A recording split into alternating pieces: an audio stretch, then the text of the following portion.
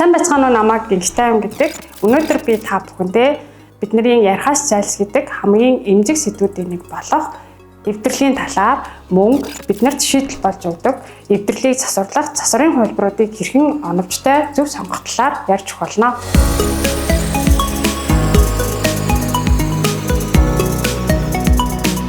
Эвдэрэл гарсан тохиолдолд бидний толгой нь хамгийн түрүүнд бодогддог зүйл бол хэр хурдан хугацаанд засварлаж дуусах вэ гэсэн асуулт байдаг.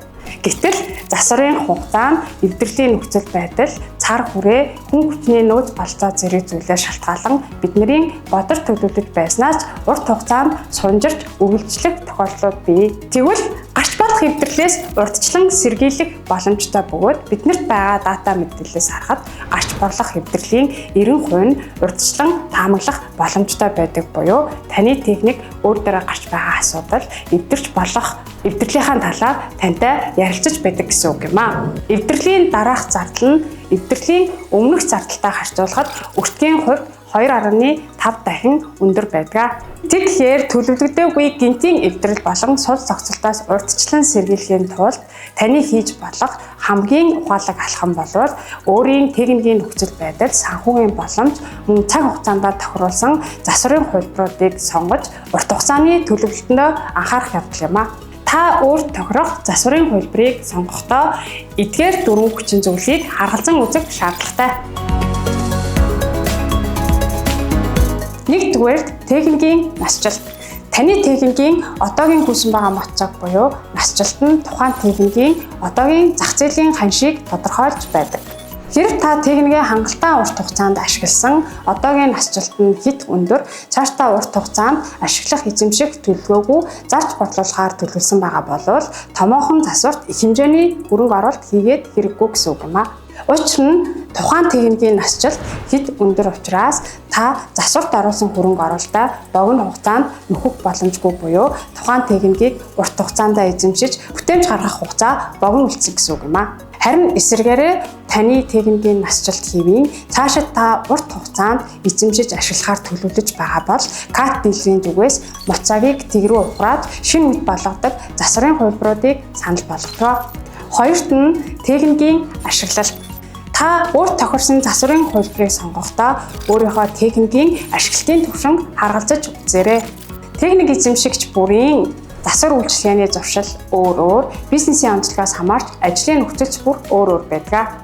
Зарим нь жилийн турш тасралтгүй ажилладаг байхад зарим нь улирлын чанартай ажилладаг учраас ашиглалтын хугацаа өөр хоорондоо харилцан адилгүй байдаг. Жишээ нь та жилийн дөрвөн улиралд тасралтгүй ажилладаг болвол засварын хугацааг аль болох богино байлгах мөн дахин эвдрээд байгаагүй урт хугацааны чанартай засварын хувилбарыг сонгох нь чухал юм аа.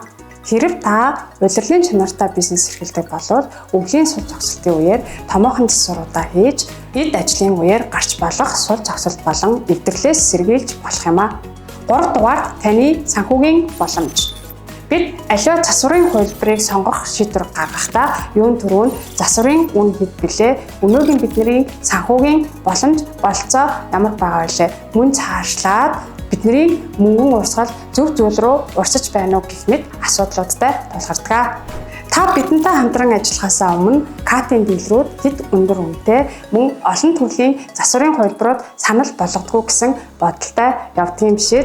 Тэгвэл CAT-ийн дийлрүүд цилиндрийн сайлныг солих маш энгийн жижиг ажлаас ахуулаад агрегатын их засвар, тоног төхөөрөмжийн их засвар зэрэг томоохон цар хүрээтэй их засварын ажлуудыг өндөр чанартай гүйцэтгэж чаддаг.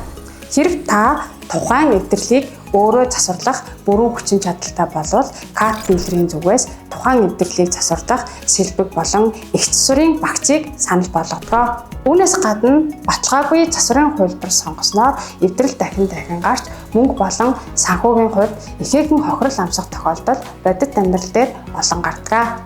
Тэгвэл та бүхэн CAT дийлрийг сонгох бас нэгэн үндсэн шалтгаан бол баталгаа юм.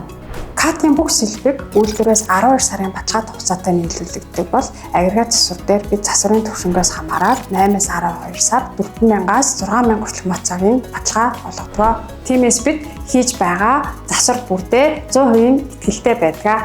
Дөрөвдүгээр засварын үргэлжлэх хугацаа.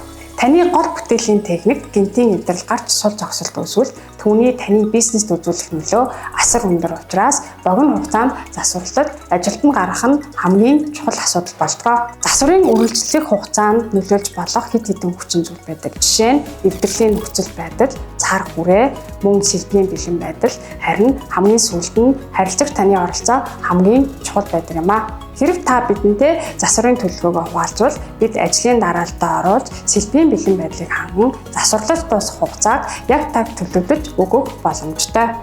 Гинтийн эвдэрлийн үед орлуулах техник байхгүй, засварлалт дуусах хугацааг хүлээх боломжгүй тохиолдолд бидний зүгээс засвар дуусах хүртэл танд түрээсийн үйлчлэгийг санал болгож байна. Манай Barloworld Mongolia нь Монгол улсад үйл ажиллагаагаа явуулж байгаа КАТ-ийн цорын ганц албан ёсны дилер бөгөөд танд тохирох засварын хувилбаруудыг санал болгон ажилладаг. Бидэнд шинэ үйлдвэрийн Ирман Exchange болон 1-2 дугаар түвшний их засвар мөн дээрээс нэмээд таныг засвар хийхэд шаардлагатай сэлбэгийн багц зэрэг 6 төрлийн засварын хувилбар байгааг дуулгахад таатай байна.